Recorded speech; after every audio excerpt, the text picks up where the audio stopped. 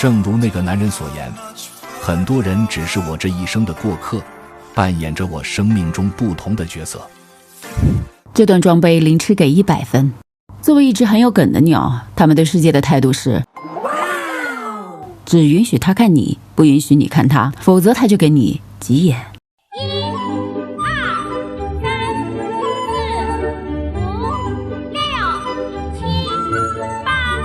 而看你，他们根本不用睁眼，闭眼就行了。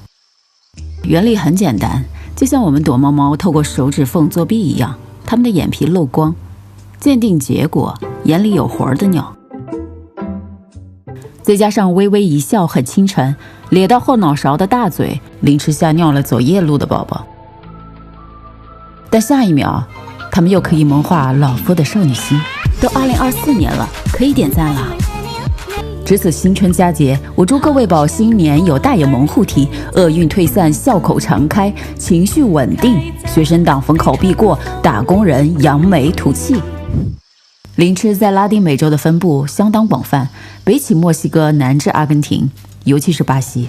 世界上只有7种凌迟，这里就集齐了5种。对此，本地居民纷纷表示：没见过，啥玩意儿？不仅邻居们查无此鸟，就连生物学家也说不清楚这种古怪的鸟儿几岁开始组建家庭，它们的真实寿命又有多长？怎么肥4？不怨巴西人，是树精太入戏了。原来凌迟生性胆小自信，为了躲避捕食者，白天他们都伪装成树枝混日子。你们看胸前的杂毛像不像刚长出的蘑菇？总之360度环视，你找不出任何瑕疵。正因如此，凌迟才很难被我们发现，坐在树桩上的除外。不过对于自己的演技，凌迟还是相当自信的，虽然也偶尔翻车。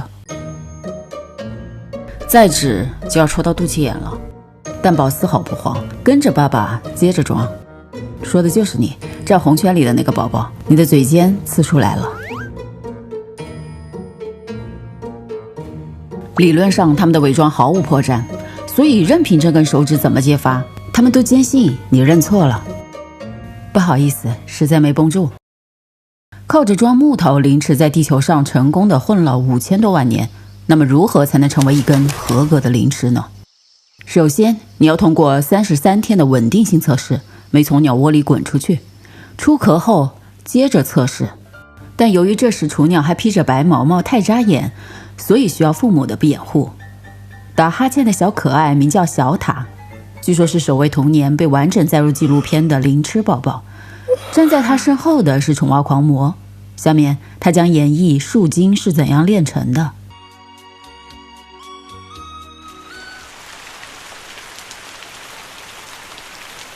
树皮湿滑，加上大风，一个脚滑就能把宝宝送走。多亏了鸟爸把小塔护在身下，他的爪子深深地嵌入树干里，这也顺带解决了另一个问题：没伞。宝宝不怕，爸爸头大，但大头不能这样。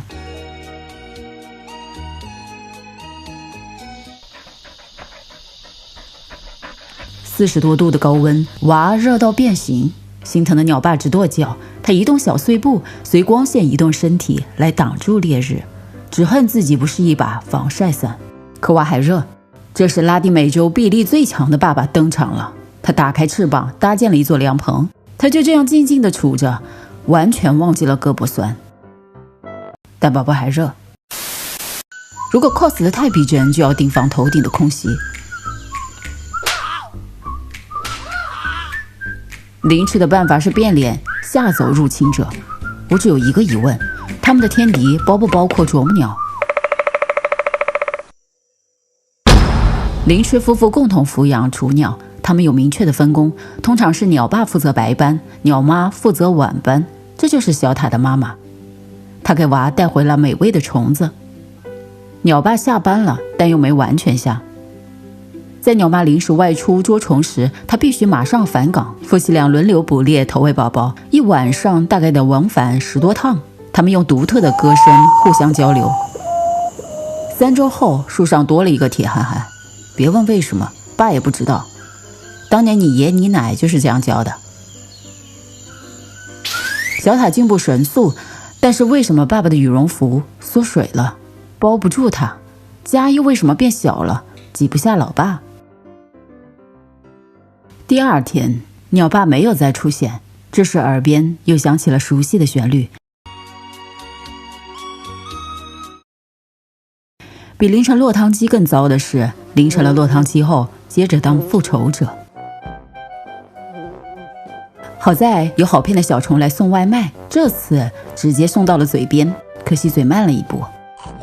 不过作为夜行性动物，夜幕才是它们的狩猎场，只要张开大嘴就能将身边的小虫一网打尽了，也可以选择主动出击。以上方法宝宝都不会。小塔又饿又慌，拍打翅膀给自己鼓劲。这时一只灵螭出现了，白天它也是一根树枝，在离小塔不远处观望，只有在夜晚它才变回爸爸，打包回家，直到某天小塔能够完全自立。